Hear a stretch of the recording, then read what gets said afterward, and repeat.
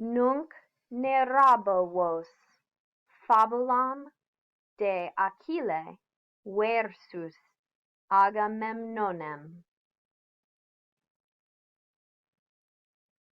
Controversia orta est inter duces Graecorum.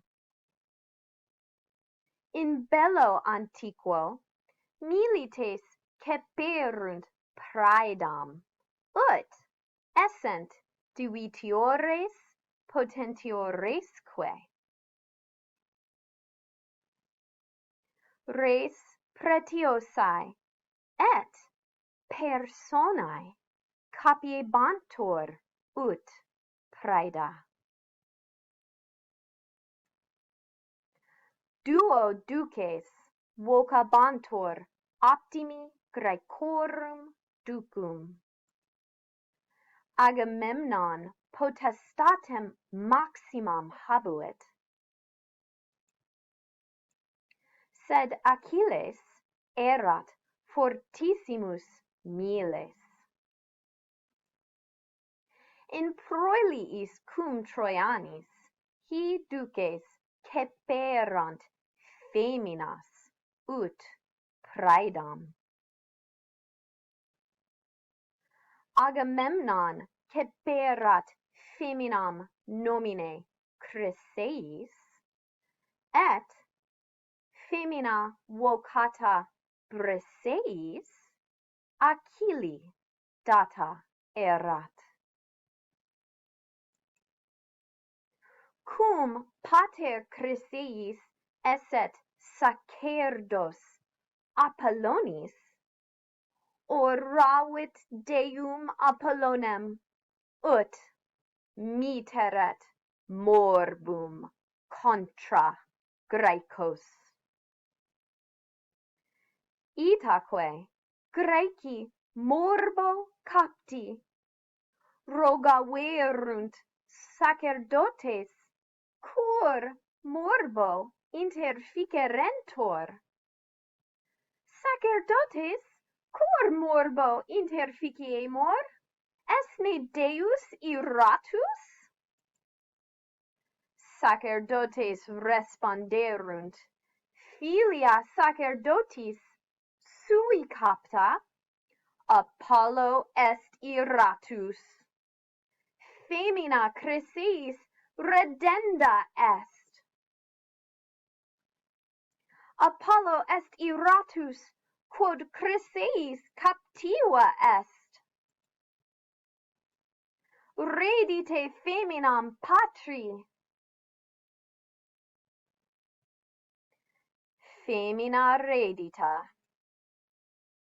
Agamemnon nunc erat iratus.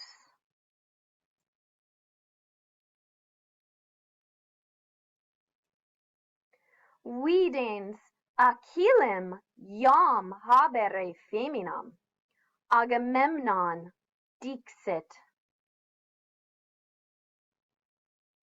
Cum Achilles sit miles fortissimus Graecus, tamen sum potentissimus. Potentissimus sum, da mihi tuam captivam Achilles? Itaque Agamemnon capit Briseam ab Achille. Nunc Briseis est mea captiva. Eheu. Nunc sine femina captiva. Magna ira in Achille orta est.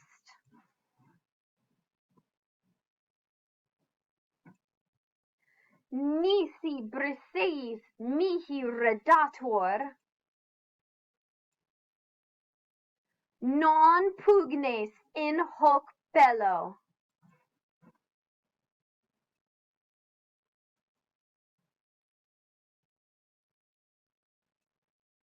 Achilles oravit ad matrem deam tetem. Mater Thetis, Agamemnon, Dux Scelestus, captivam meam capit.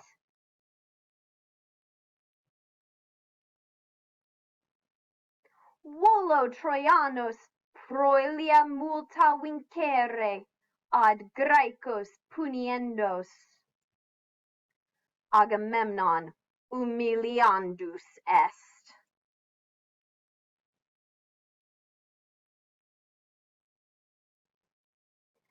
Dea Thetis, filium audiens, respondit, sic erit filii.